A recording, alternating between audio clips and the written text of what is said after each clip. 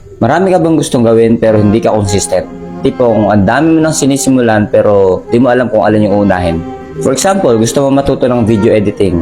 Sa una, excited ka pa, then after a month, magsasawa ka at maghahanap ka na naman ng bagong aaralin. At same cycle na ganun lang din yung mangyayari paulit-ulit hanggang sa mag-quit ka na at mapasabing, hindi ata to para sa akin. Then, it's time for you to analyze kung ano ba talaga yung gusto mo sa buhay. And hindi to ganun kadali. Kailangan mo kasing alamin sa sarili mo kung ano ba talaga yung gusto mong ma-achieve. Consistency ang pinaka dapat nating i-apply sa sarili natin.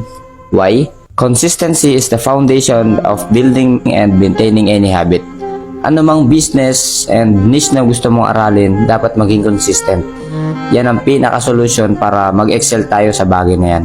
For example, balik tayo, video editing. Paano mo mahihit yung skill na gusto mo kung gagawin mo lang siya kapag naisipan mo lang? Or di naman kung kailan ka lang sipagin and available?